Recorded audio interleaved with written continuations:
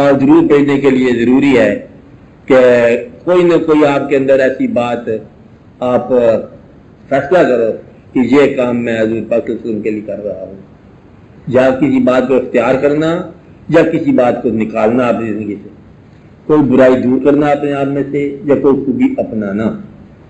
اور درود بھیجنے کا مفہوم یہ ہے کہ آپ پر اور آپ کے آل پر، آل کے دونوں معنی آپ لے لو کہ آپ جو آل جو ہے یہ جو آل و عیال قسم کے لائن چلی آ رہی ہے، فقراء کے ساتھ چلی آ رہی ہے۔ آل کا مطلب یہ ہے کہ جو آپ سے محبت میں قریب ہیں ان کو بھی آل کہتے ہیں، جو محبت میں قریب ہے، ڈیووشن میں قریب ہیں، ان کو بھی آپ یہ کہیں گے آپ کے آل پر۔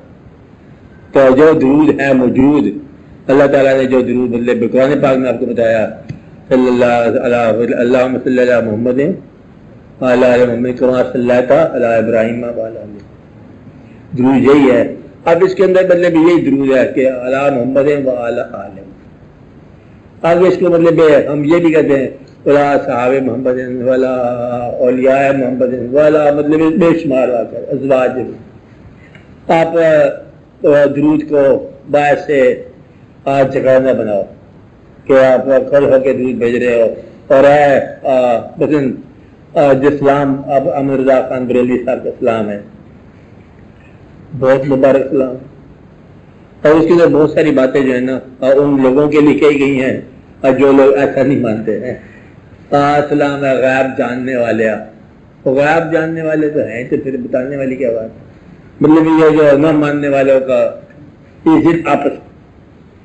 تو درود بھیجنے کے لیے یہ ہے کہ آپ کی کیفیت وہی ہونی چاہیے جو آپ کی نماز کی کیفیت ہے۔ آپ کی کیفیت میں یہ ہے کہ آپ جب آپ بھیج رہے ہو تو آپ کو اسلام کا جواب آئے تو ریسیو کرنے کے لیے بھی آپ کے انداز ایسے ہونے چاہیے کہ آپ اس محفل میں جانے کے انداز کی قبولیت ہو آپ کے نام۔ اگر آپ اس طرح کی قابل نہیں ہو تو پھر آپ درود نہ بھیجیں۔ درود جو ہے نا خاموشی سے بھیجا جائے گا، تنہائی میں بھیجا جائے گا، شب کے صرف پیر میں بھیجا جائے گا، پچھلے پیر میں بھیجا جائے گا، کہتے ہیں آنسو کے ساتھ بھیجا جائے گا درود، بے شک مطلب جس طرح بھیجا جائے گا۔ اور درود بھیجنے کا جو ہے نا روح کے ساتھ بھیجا جائے گا۔ درود بھیجنے کا یہ طریقہ ہے، اس میں انسانی گواہ کی ضرورت کو نہیں ہے۔ درود جو ہے نا اس کے آداب باقی آداب ہیں کہ درود بھیجنے والا جو ہے نا اس زندگی کے مسائل کے طور پر درود نہ بھیجے، اس نور کے سے اقتصاب کے طور پر درود بھیجے۔ اللہ اور اللہ کے فرشتے درود کا جو ہے نا اسٹینڈرڈ یہ ہے۔ اب دیکھو نا کہ اس محفل میں کون کون لوگ گئے ہوں گے، چونکہ اس طرح کے لوگ گئے ہیں وہاں پر، اس محفل میں سب لوگ جاتے ہیں جی وہ ذرا سیاہ لباس پہن کے جانتے ہیں، مجھے بھی بلایا گیا تو پھر اگر سیاہ لباس اسے آپ پٹکے ہی باندھ لو، کیونکہ آپ کو پتا ہے کہ اس انداز کے لوگ ہیں۔ تو درود کی محفل میں اللہ کے فرشتے تو ہیں تھی، اب آپ مطلب اس محفل کے طور پر وہی کام کرنے لگے ہو تو کچھ نہ کچھ آپ کے اندر نورانیت کا ضرور ہونا چاہیے۔